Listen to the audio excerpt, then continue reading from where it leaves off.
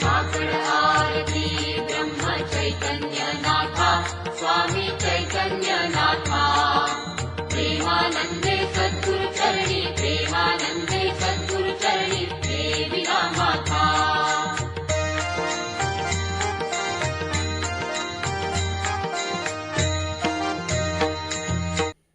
श्रीराम साधक हो, सध्या आपण सोमवार ते शनिवार श्री ब्रह्मचैतन्य गोंदवलेकर महाराज यांच्या परंपरेतील साखरखेर्डा येथील संत परमपूज्य श्री प्रल्हाद महाराज यांचे श्री देवीदास अमृत मोहोरीला लिखित संक्षिप्त चरित्राचा आस्वाद घेत आहोत।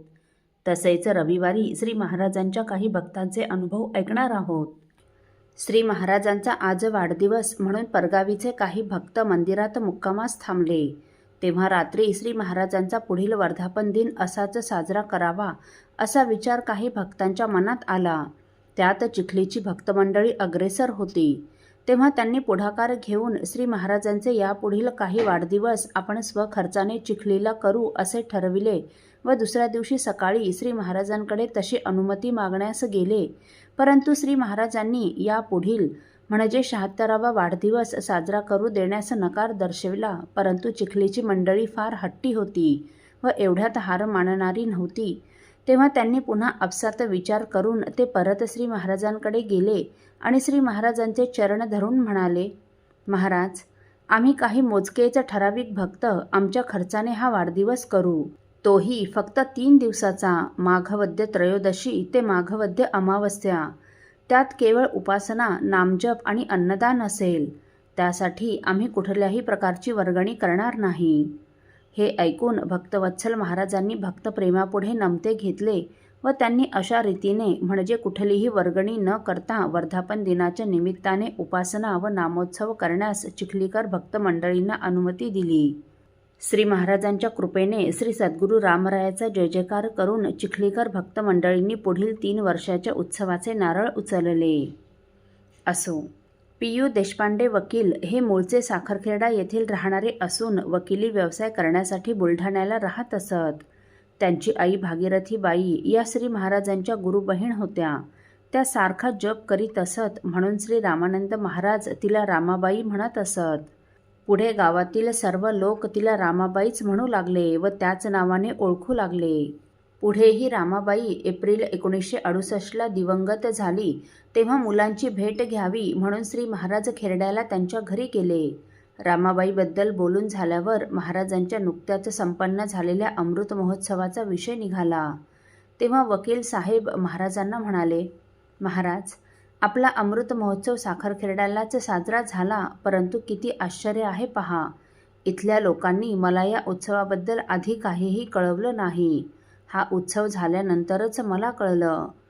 तेव्हा श्री महाराज अगदी शांतपणे त्यांच्याकडे पाहून म्हणाले, असं का? मग ती माझीच चूक आहे बरं? हे वाक्य श्री महाराजांच्या तोंडून ऐकताच वकील साहेब एकदम गार होऊन गेले, पार ओशाळून गेले। आपली चूक त्यांच्या लक्षात आली। महाराजांची ही किती विनम्रता होती, निराभिमानता तर त्यांच्या अंगातच भिनली होती। वकील साहेबांनी मनोमनी लीन होऊन मनानेच त्यांना साष्टांग नमस्कार केला। श्री महाराज या सगळ्यांची भेट घेऊन घरातून बाहेर पडल्यानंतर त्यांच्या पाठमोऱ्या आकृतीकडे पाहत वकील साहेब त्या पाठमोऱ्या आकृतीला हात जोडून जवळ असलेल्या लोकांना म्हणाले, श्री महाराजांसारखा संत आज तरी भूवर कोठे दिसत नाही व पुढे होईल असेही वाटत नाही। असो, श्री रामानंद महाराजांच्या प्रत्येक जन्मोत्सवात कीर्तन प्रदीप नानाबुवा जहागीरदार हे साखरखेर्ड्याला येत असत। त्यावेळी त्यांची तिथे 1-2 कीर्तनं होत असत। श्री महाराजांचे ज्येष्ठ बंधू बाबाजींच्या पुण्यतिथीलाही ते साखरखेर्ड्याला आवर्जून येत व कीर्तन सेवा करीत। या दासनवमी उत्सवाच्या वेळी नानाबुवा बरोबर सिंदखेड राजाचे त्यांचे मावसबंधू रामभाऊ मुळे हेही उत्सवास येत असत। 1967 सालच्या अश्विन महिन्यात नानाबुवांनी देह ठेवला। त्यानंतर 1968 सालच्या श्री रामानंद महाराजांच्या उत्सवात माघवद्य दशमीपासून रामभाऊ मुळे मात्र आले होते। रामभाऊ हे सिंदखेड राजाला पौरोहित्य करीत असत। त्यांना श्री प्रल्हाद महाराज गिरोलीकरांचा अनुग्रह होता। रामभाऊंनी मंदिरात येऊन श्री रामानंद महाराजांचे दर्शन घेतले व श्री महाराजांना नमस्कार करण्यास आले। महाराजांना नमस्कार करताच महाराज त्यांच्याकडे पाहून म्हणाले, रामभाऊ, तुम्ही आलात, फार छान झालं. यावर्षी नानाबुवा कीर्तन सेवेला नाहीत, तेव्हा आज रात्री आपणच कीर्तन करावं. तेव्हा रामभाऊ महाराजांना म्हणाले, महाराज, मी आजपर्यंत कधीही कीर्तन केलं नाही, केवळ नानाबुवांची कीर्तनं तेवढी ऐकली आहेत. तेव्हा महाराज म्हणाले, रामभाऊ, काळजी करू नका, महाराज समोर बसले आहेत, ते सर्व गोड करून घेतील. कीर्तनातून सद्गुरूंचे महात्म्य सांगा. रात्री रामभाऊचं कीर्तन ठरलं. सायं उपासना व श्री रामानंद महाराजांचा पालखी सोहळा झाल्यानंतर रात्री 8:30च्या दरम्यान रामभाऊंचं कीर्तन होणार होतं. मंदिरासमोर उत्सवासाठी कापडी मंडप टाकला होता. सभा मंडप श्रोत्यांनी पूर्ण भरला. रामभाऊ श्री रामानंद महाराजांचे दर्शन घेऊन आले व श्री महाराजांना नमस्कार करून कीर्तनासाठी उभे झाले. त्यांनी प्रथमच मस्तकावर छान फेटा बांधला होता. हातात भजनासाठी छोटी झांज होती. तबला, पेटी वाजविणारे साथीदार आधीच येऊन बसले होते. रामभाऊंनी श्री रामरायाचा जय जयकार करून श्री ब्रह्मचैतन्य रामानंद महाराजांचा जय जयकार केला आणि समोर बसलेल्या श्रोत्यांकडे दृष्टी टाकली. तो काय?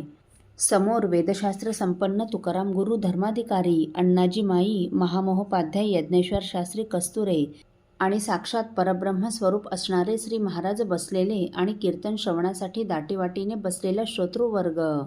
आजपर्यंतच्या संपूर्ण आयुष्यात त्यांना अशा पारमार्थिक अधिकारी आणि विद्वान मंडळींसमोर उभं राहून बोलण्याचं सुद्धा कधी काम पडलं नव्हतं आणि आज तर या ज्येष्ठ श्रेष्ठ अधिकारी मंडळींसमोर उभं राहून कीर्तन करायचं होतं.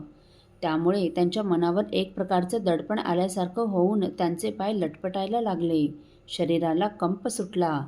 तसे ते मनोमन महाराजांना नमस्कार करून व महाराज सांभाळा बापा असं मनात म्हणून महाराजांकडे पाहताच महाराजांची करुणामय अमृतदृष्टी त्यांच्यावर पडली आणि काय आश्चर्य!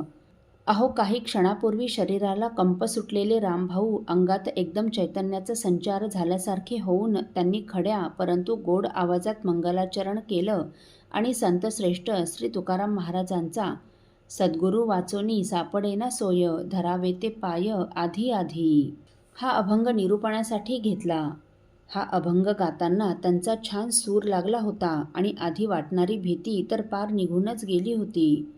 अहो, संत जेव्हा एखादी गोष्ट करायला सांगतात ना, त्यावेळी ती गोष्ट करण्याची शक्तीही ते देत असतात, परंतु त्यांच्या वचनावर आपला विश्वास मात्र असावा लागतो.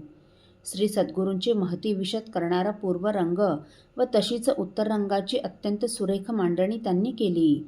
कीर्तन अत्यंत गोड झालं म्हणून महाराजांनी त्यांचं कौतुक केलं, आशीर्वाद दिला व म्हणाले, रामभाऊ, आज तुमचं कीर्तन ऐकून नानाबुवांची आठवण झाली.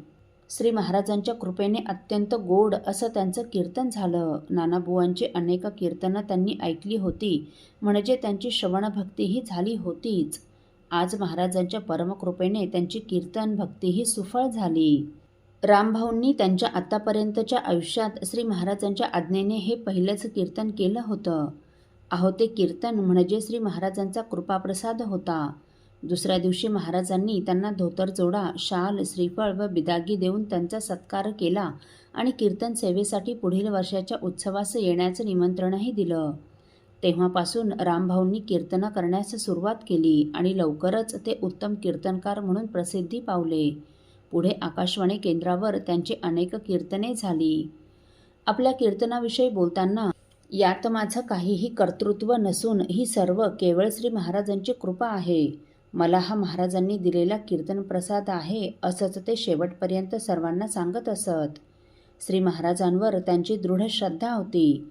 श्री प्रल्हाद महाराज म्हणजे साक्षात नामावतार आहेत व असा सत्पुरुष पुन्हा होणे नाही म्हणून ते सर्वांना सांगत असत. पुढे आपल्या सर्व मुलांना त्यांनी महाराजांच्या पदरात टाकले. असो, साधक हो, माकोडी येथे झालेला 13 कोटी जप सांगता सोहळा आपण पुढील भागात ऐकणार आहोत. श्रीराम समर्थ. आपल्यातील कोणा श्रींच्या भक्तांना श्रींचे काही अनुभव आले असतील तर कृपया आपण मला ते 9422843253 अथवा सुनील दादांच्या 9892608401 या व्हॉट्सअप नंबरवर कळवावेत अशी नम्र विनंती. श्रीराम समर्थ.